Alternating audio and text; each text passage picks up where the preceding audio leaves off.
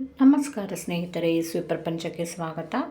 ನಮಗೆ ನಾವು ಪ್ರತಿನಿತ್ಯ ಹೇಳ್ಕೊಳ್ಳಿಕ್ಕೆ ಶ್ಲೋಕಗಳೆಲ್ಲ ತುಂಬ ಮುಖ್ಯ ಅಲ್ವಾ. ಅದರಲ್ಲೂ ಸಂಜೆ ದೀಪ ಹಚ್ಚಿದಾಗಂತೂ ನಾವು ಪ್ರತಿನಿತ್ಯ ಈ ಶ್ಲೋಕನ ಹೇಳ್ಕೊಂಡ್ರೆ ತುಂಬ ಒಳ್ಳೆಯದು. ಅದರಿಂದ ನಮ್ಮ ಜೀವನಕ್ಕೆ ಎಲ್ಲ ಥರದಲ್ಲೂ ಒಳ್ಳೆಯದಾಗುತ್ತೆ.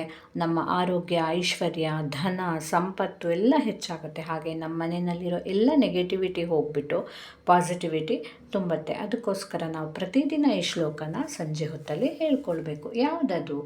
ಶುಭಂ ಕರೋತಿ ಕಲ್ಯಾಣಂ ಆರೋಗ್ಯಂ ಧನ ಸಂಪದಾಂ ಶತ್ರುಬುದ್ಧಿ ವಿನಾಶಾಯ ದೀಪಜ್ಯೋತಿರ್ನಮೋಸ್ತುತೆ.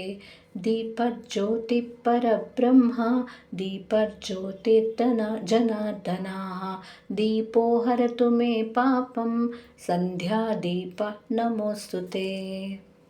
ಈ ಶ್ಲೋಕನ ನಾವು ಹೇಳ್ಕೊಳ್ಳೋದ್ರಿಂದ ಏನಾದರೂ ಮೀನಿಂಗ್ ಅಂತಂದರೆ, ನಮಗೆ ಒಳ್ಳೆಯ ಶುಭವನ್ನು, ಕಲ್ಯಾಣವನ್ನು, ಹಾಗೆ ಆರೋಗ್ಯ, ಧನ, ಸಂಪತ್ತು ಎಲ್ಲ ದಯಪಾಲಿಸಿ ನಮ್ಮ ಶತ್ರು ಬುದ್ಧಿನ ವಿನಾಶ ಅಂದರೆ ಹೋಗಲಾಡಿಸೋ ದೀಪ ಜ್ಯೋತಿಗೆ ನಾನು ನಮಸ್ಕರಿಸ್ತೇನೆ.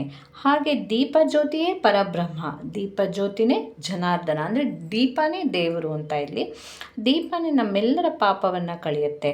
ಹಾಗಾಗಿ ಸಾಯಂಕಾಲದ ದೀಪಕ್ಕೆ ನಾನು ನಮಸ್ಕರಿಸುತ್ತೇನೆ ಅಂತ ಹೇಳಿಬಿಟ್ಟು ಈ ಶ್ಲೋಕದಲ್ಲಿ ಎಷ್ಟು ಮೀನಿಂಗ್ಫುಲ್ಲಾಗಿ, ಎಷ್ಟು ಪಾಸಿಟಿವಿಟಿ ತುಂಬಿಕೊಂಡಿದೆ. ನಿಜವಾಗ್ಲೂ ಖಂಡಿತ ಪ್ರತಿದಿನ ಎಲ್ಲರೂ ಇದನ್ನು ಸಾಯಂಕಾಲ ಹೇಳ್ಕೊಂಡ್ರೆ ತುಂಬಾ ಒಳ್ಳೆಯದಾಗತ್ತೆ. ಸೊ ಹಾಗೆ ಎಲ್ಲರಿಗೂ ಒಳ್ಳೆಯದಾಗಲಿ. ದೀಪ ಜ್ಯೋತಿ ಸಂಜೆ ಹಚ್ಚಿ ನಮಸ್ಕಾರ ಮಾಡೋದ್ರಿಂದ ಎಲ್ಲರಿಗೂ ಖಂಡಿತ ಒಳ್ಳೆಯದಾಗಲಿ. ಹಾಗೆ ಮರೀದೆ ನನ್ನ ಚಾನಲನ್ನು ಲೈಕ್ ಮಾಡಿ, ಸಬ್ಸ್ಕ್ರೈಬ್ ಮಾಡಿ, ಕಮೆಂಟ್ ಮಾಡಿ. ಹಾಗೆ ಮರೀದೆ ಸಬ್ಸ್ಕ್ರೈಬ್ ಮಾಡಿ, ಆಯಿತಾ? Thank you.